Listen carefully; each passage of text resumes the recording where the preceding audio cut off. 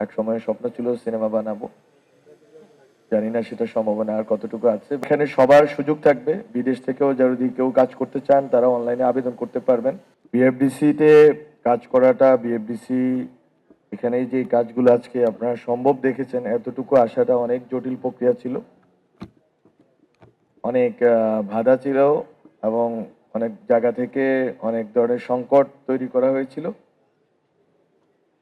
তারপরেও আজকে আমি যখন প্রথমবার এখানে এসেছিলাম আমি বলছিলাম যে যে পুরাতন যে যন্ত্রগুলো আছে সেগুলোকে একটা আর্কাইভ করা। আমাদের ফিল্ম আর্কাইভে একটা আর্কাইভ অলরেডি আছে, কিন্তু এখানের যে যন্ত্রপাতিগুলো আছে এটা আলাদা ধরনের, এটা ঐতিহ্যবাহী অনেক দিনের প্রতিষ্ঠান হিসাবে এখানে অনেক ধরনের আমরা মনে করেছিলাম যে এটা একটা আর্কাইভ হওয়া দরকার। বিএফডিসিতে অটোমেশনের বিষয়টা অথবা ডিজিটালাইজেশনের বিষয়টা মূলত স্বচ্ছতা এবং জবাবদিহিতা, অংশগ্রহণের বিষয়, যে যাতে সবাই অংশগ্রহণ করতে পারে, কোনো রকম সিন্ডিকেট না থাকে। আমরা এই প্রতিষ্ঠানটাকে অকার্যকর অনেক দিন ধরে দেখেছি, আমরা শুরু করতে পারলাম যে এটা একটা কার্যকর প্রতিষ্ঠানে রূপান্তরিত হবে এবং এখানে সবার সুযোগ থাকবে, বিদেশ থেকেও যদি কেউ কাজ করতে চান তারা অনলাইনে আবেদন করতে পারবেন। এখানে আমাদের ওইদিকে যে রুমগুলো ছিল এডিটিং এর, কালার গ্রেডিং এর জন্য আরো যেই টেকনিক্যাল কাজের, সেই রুমগুলো কিন্তু প্রস্তুত ছিল না যখন আমরা প্রথমে এসেছিলাম। আমি মার্চ এপ্রিলের দিকে যখন এসেছিলাম এখানে, তো ওই রুমগুলো কিছুটা হলেও প্রস্তুত হয়েছে। এডিটিং আমি আজকে দেখে আসলাম, এটা কষ্টসাধ্য কাজ ছিল, কারণ এই এতটুকুর বাজেটও বের করতে আমাদের অনেক কষ্ট হয়েছে। এটা যারা সম্পৃক্ত তারা জানবেন যে আমরা অন্যান্য দপ্তর থেকে, অর্থ থেকে বিশেষ করে যে এই টাকাটা আনার জন্য আমাদেরকে অনেক কষ্ট করতে হয়েছে। খুবই কম টাকা, কিন্তু যেহেতু এফডিসি আলাদা একটি স্বতন্ত্র জায়গা থেকে প্রতিষ্ঠান এবং আমাদের মন্ত্রণালয়ের বাজেট থেকে সরাসরি এখানে দেওয়া হয় না, বরং এখানে নিজেদেরও তাদের আয় উপার্জনের সুযোগও আছে এবং আয় উপার্জন থেকে চলার বিষয় আছে। ফলে এখানে আমাদের এক ধরনের সংকট ছিল, ওই সংকটের ভিতরে আমরা এই রুমগুলো প্রস্তুত করতে পারছি।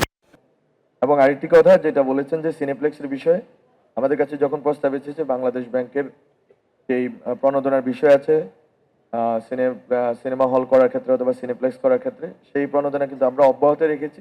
দুঃখজনকভাবে অনেকে আমি দেখি নাই যে খুব বেশি মানুষ আগ্রহী হয়ে যোগাযোগ করেছেন, বাট আমি আশা করব যে বাংলাদেশে সিনেমা হল বন্ধ হয়ে যাবে, এটা একটা এমন একটা কালচারাল চেঞ্জের ভিতরে আমাদের হচ্ছে, কিন্তু বাংলাদেশে একটা গুণগত পরিবর্তন আসতেছে। আপনারা এটা ভেবে রাখতে পারেন, ওই অনুযায়ী আপনাদের কন্টেন্ট থেকে শুরু করে পুরো প্রোডাকশন এবং ডিস্ট্রিবিউশন সিস্টেমকে আপনারা গোছাতে পারেন, সেটা হচ্ছে বাংলাদেশে সিনেপ্লেক্স হবে এবং প্রতিটা মফস্বলে, বড় বড় শহর না শুধু মফস্বল পর্যন্ত সিনেপ্লেক্স হবে।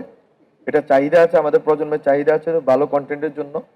আপনারা কন্টেন্টের দিকে মনোযোগ দিবেন এবং এফডিসি একটা কম্প্রিহেন্সিভ ইকোসিস্টেম হিসেবে আমাদের মন্ত্রণালয় অন্যান্য যেই বিসিটিআই আছে বা আমাদের যে অধিদপ্তরগুলো আছে সেগুলোর সাথে সমন্বয় করে এটা একটা ভালো একটা ইকোসিস্টেম হবে, যেখানে এখানে আসলেই আপনি একবার স্টাডি ম্যাটেরিয়ালও পাবেন। আমার ফিল্ম আর্কাইভ আছে, আমাদের ফিল্ম আর্কাইভে আপনাদের অনেকগুলো পুরাতন স্ক্রিপ্ট আছে, ওখানে আপনার অধ্যয়নের সুযোগ আছে। অনেক ফিল্ম ম্যাগাজিন আছে, এই যে পুরাতন ফিল্ম কিভাবে বানানো হতো সেই যন্ত্রপাতিগুলো আছে, আপনারা ফিল্ম আর্কাইভও দেখতে পারেন।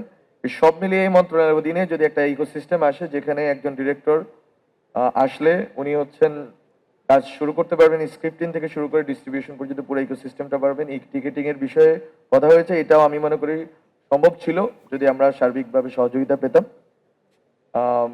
আরো এখানে আর যে বিষয়ে বলা হয়েছে যে এখানে অনুদানের বিষয়ে, সেটা আমি একটু অ্যাড্রেস করি। অনুদানের বিষয়ে আমরা অনুদান মূলত সরকারি অনুদান আমরা দিই বেসিক্যালি নতুন তরুণ নির্মাতাদের জন্য। তো এখানেও যদি এই আলোচনা আমাদের হয়েছিল যখন অনুদানের নীতিমালা আমরা সংশোধন করতে যাচ্ছি, হয়তো আশা করি খুব শীঘ্রই এটা সংশোধিত রূপ আপনারা দেখতে পাবেন। ওখানে আমরা আমরা রাখার চেষ্টা করেছি বাণিজ্যিক অবাণিজ্যিক হোক।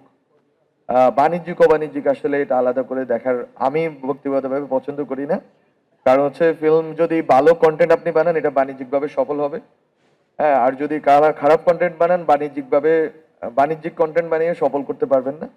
তো ইটস অল অ্যাবাউট আপনার কন্টেন্ট কি, আপনার অডিয়েন্সকে আপনি কিভাবে ধরে রাখতে পারতেছেন, এবং সামগ্রিক ইকোসিস্টেম অবশ্যই ম্যাটার করে। আমাদের বাংলাদেশের মানুষের মননের এক ধরনের পরিবর্তন করতেছে। এটা ভালো দিক আছে, খারাপ দিক আছে। ওইটা অনুযায়ী আপনাকে যে কন্টেন্টগুলোর ব্যাপারে আপনাদেরকে আবার হয়তো রিথিং করতে হইতে পারে, এবং প্রোডাকশন সিস্টেম থেকে শুরু করে ডিস্ট্রিবিউশন চ্যানেল সবকিছুই। তো আমি মনে করি অনুদানের জায়গাটা আমরা বাণিজ্যিক অবাণিজ্যিকের জন্য সমান রেখেছি। ভালো কন্টেন্ট এবং তরুণ নির্মাতা যদি আপনারা আসেন, এবং এইবারও আমরা অনুদানের ক্ষেত্রে আমরা যেটা চেষ্টা করেছি তরুণদেরকে দেওয়ার জন্য। আমি নিজেও যেহেতু এই প্রজন্মের, ফলে আমি যেটা চেষ্টা করেছি, এবং প্রথম যেই ফিল্মটা আপনার হবে, এই ফিল্মটা যখন সরকার আপনাকে নীতি সহযোগিতা করবে, আর্থিক সহযোগিতা করবে, তাহলে আপনি এই সাহসটুকু পাবেন যে আপনি একটা ভালো ফিল্ম বানাবেন। আর যেটা বলা হলো যে ফিল্মের যে অর্থায়নের বিষয়টা, আমি মনে করি এটাও একটা ন্যাশনাল কালচারের কোয়েশ্চেন। আমরা আসলে আমাদের জাতীয় সংস্কৃতিকে আমরা কিভাবে টিকিয়ে রাখতে চাই, কিভাবে আমরা বিশ্ব দরবারে উপস্থাপন করতে চাই। আমি কয়েক জায়গায় বলেছি এবং আপনাদেরকে ক্লান্ত না করে শেষ করব, কিন্তু আমি এই কথাটা আবারও বলি যে আমাদের 30 কোটি মানুষের মার্কেট, বাংলা ভাষার মার্কেট, এবং বাংলা ভাষার কন্টেন্ট যদি আমরা ঢাকা শহরে, চিটাগাং শহরে, এবং আপনারা দেখেছেন এখন কিন্তু আঞ্চলিকভাবে ফিল্ম বানানো হচ্ছে। রাজশাহীতে আপনারা ষাটি কাপ সিন পার্টের কথা আপনারা জানেন। আমি মনে করি চিটাগাং এর ফিল্ম হবে, একসময় সিলেটের ফিল্ম হবে, একসময় নোয়াখালীর ফিল্ম হবে। এটা আপনারা শুনতে মনে হচ্ছে যে একটু ভিন্ন রকম কিনা, কিন্তু এটা আমাদের দরকার। আমাদের যে কালচারাল ডাইভার্সিটি আছে, আমাদের সিএসটিতে আলাদা ধরনের সংস্কৃতি আছে, একটা বিশেষ সংস্কৃতি, তাদেরও প্রেজেন্টেশন দরকার, রিপ্রেজেন্টেশন দরকার বাংলাদেশের জাতীয় সংস্কৃতিতে।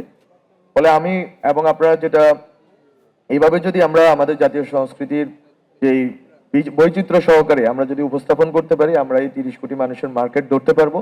এবং 30 কোটি মানুষের মার্কেট অনেক হিউজ, অনেক বড়, এবং কোন ফিল্মে আমাদের হচ্ছে যে গচ্ছা যাবে না যেই বাজেট বা যেই ব্যয় হবে, আশা করি। এবং আমি মনে করি যে বিএফডিসির আজকের আয়োজনে আমাদের যে ম্যানেজিং ডিরেক্টর যিনি ছিলেন, উনি যথেষ্ট কষ্ট করেছেন। ওনার ব্যক্তিগত উদ্যোগে অনেক অনেক দপ্তরে দৌড়িয়ে উনি কাজগুলো উদ্ধার করেছেন এবং নিয়ে এসেছেন আপনাদের সামনে। ওনাকে অনেক ধন্যবাদ এবং অনেক শুভেচ্ছা, এবং আপনাদের অনেক শুভেচ্ছা। আপনারা ধৈর্য ধরে অপেক্ষা করেছেন, আমার ইমার্জেন্সির কারণে আমার আসতে দেরি হয়েছে। আপনাদের অনেক ধন্যবাদ। এবং এফডিসি, আমি মনে করি যে এফডিসি না শুধু, এই তথ্য মন্ত্রণালয়ের অধীনে যে দপ্তরগুলো আছে, সব মিলিয়ে বাংলাদেশের ফিল্মের জন্য, বাংলাদেশের তরুণ ফিল্ম মেকার এবং যারা অভিজ্ঞ ফিল্ম মেকার আছেন, সবার জন্যই এখানে আলাদা করে কিছু দেখার নেই। বাংলাদেশের ফিল্ম মানে বাংলাদেশের ফিল্ম। আমরা যদি বাংলাদেশের চলচ্চিত্রকে যদি আমরা দুনিয়ার বিশ্ব দরবারে উপস্থাপন করতে পারি, আমাদের দেশ দাঁড়াবে, আমাদের মানুষ মর্যাদার সাথে বাঁচবে, আমাদের অ্যাক্টর, অ্যাক্ট্রেস, ডিরেক্টর, প্রডিউসাররা একটা ভালোভাবে বাঁচতে পারবে এবং তারা দেশটাকে এগিয়ে নিতে পারবে। আমি সবার জন্য শুভকামনা রাখি। সবাই ভালো থাকবেন, বাংলাদেশের চলচ্চিত্রের সাথে থাকবেন, বাংলা চলচ্চিত্রের সাথে থাকবেন।